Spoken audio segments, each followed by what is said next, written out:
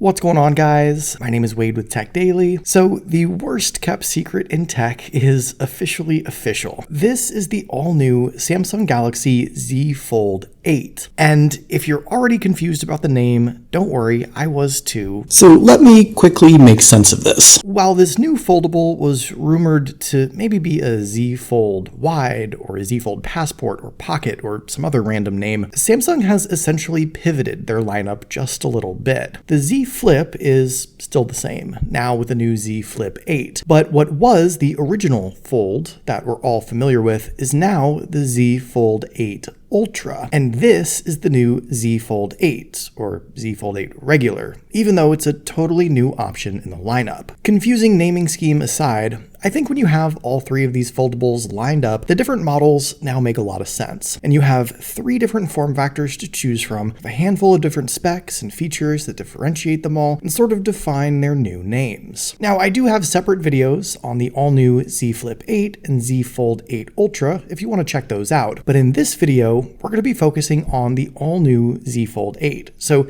here's everything you need to know. First, this new Z Fold 8 starts at $1,899. And it comes in lavender, cream, and graphite, plus an online exclusive pistachio green, with storage options of 256 gigabytes, 512 gigabytes, and 1 terabyte. You can pre-order it starting July 22nd, and it'll be available in stores on August 7th. If you want to get a jump on that, I'll leave the link to Samsung's website down below so you can double check what they're offering as far as pre-order deals or any trade-in offers. When it comes to the design and form factor, this is obviously the biggest thing that's new with this Z Fold 8, and the whole reason this phone even exists. Samsung emphasized the new screen sizes and aspect ratios that are now geared towards being better for content viewing. On the front, you've got a 5.5-inch cover screen with a 10:16 aspect ratio. This is shorter and wider than obviously not just the previous Z Fold and current Z Fold Ultra, but also a big difference compared to even a normal smartphone. But this is still optimized for your regular everyday apps and vertical content, so your TikToks, your Instagram Reels, and your YouTube Shorts. It's still comfortable enough to use one-handed, and now even more comfortable two-handed when using the keyboard. Spec-wise, it is a full HD plus dynamic AMOLED 2X panel with the same 120Hz adaptive refresh rate as the inner screen, so scrolling and animations stay just as smooth whether the phone is open or closed. It's a really nice,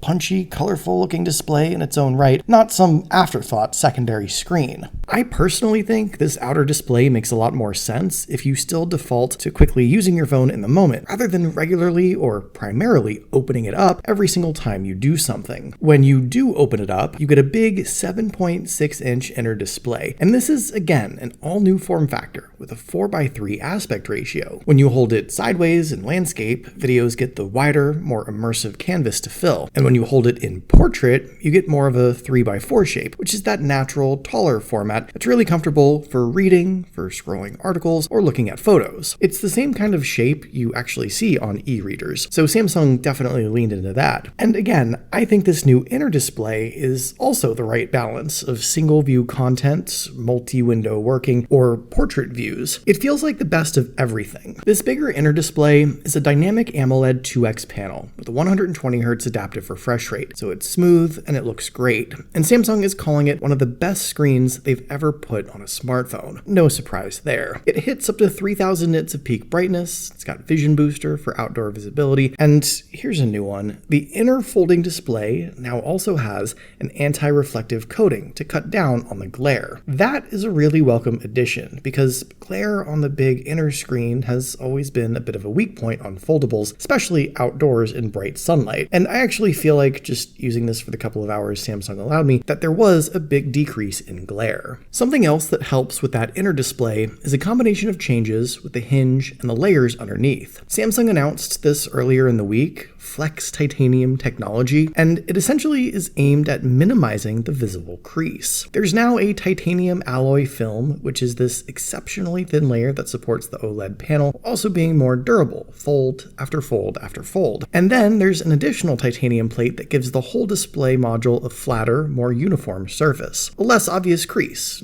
thinner air pocket, and a smoother inner unfolded display from top to bottom. Again, to me, the difference is pretty apparent, but I am curious to see how this holds up after maybe a few thousand folds in the long term. Now, let's talk about the overall size and how this thing actually feels, because this is honestly one of the most appealing parts of this phone. The Fold 8 Ultra, that big Pro model, is great, but it's tall, and a lot of people have said it can be a little awkward to slip into a smaller pocket. This new Fold 8, because of that shorter, wider passport shape, tucks into smaller pockets more comfortably, and it's easier to hold in smaller hands, too. And it's lighter, coming in at just 201 grams, which Samsung says makes it not just the lightest Z Fold they've ever made, but actually the lightest folding phone in the world right now. So between that lower weight and the more comfortable footprint, you've got this foldable now that's designed to be more comfortable to hold and to use, with screens and aspect ratios that make more sense with the kinds of content people watch on their devices every day. Inside, this new foldable gets the Snapdragon 8 Elite Gen 5 for Galaxy, which is Samsung's fastest chip, and it's paired with 12 gigs of RAM or up to 16 gigs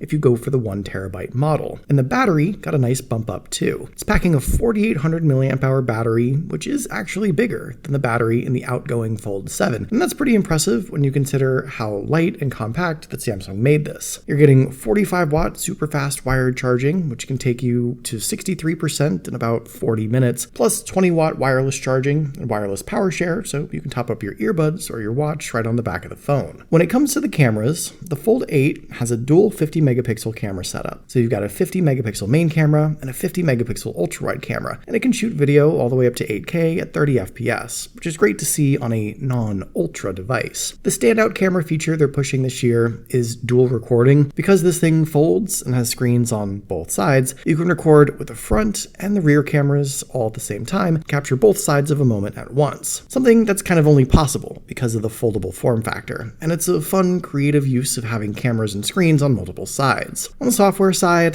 the Fold 8 is loaded up with One UI 9 and a handful of new Galaxy AI features that take advantage of that big screen. Photo Assist, which is meant to make more sophisticated photo edits effortless. There's My Fan Cam, and this one automatically tracks a subject through a video and keeps them in frame without you having to manually crop in. So Samsung's example was following a single dancer through a performance, or following one player around during a game, or keeping your kid centered in the frame of their recital. They also improved Document Scan, which uses that big screen to detect the edges of a document, capture multiple pages easily, and clean up everything by removing shadows, fingers, and creases from the scan. Great little productivity tools and app enhancements, especially with all the screen real estate you can utilize. Now, in the context of the rest of the foldable lineup, let me just explain my thoughts on where this device stacks up and which of the trio makes the most sense depending on what you're after. The couple of upgrades and enhancements to what is now the Z Fold 8 Ultra make that phone the one for power users who value a better camera and who utilize the larger inner display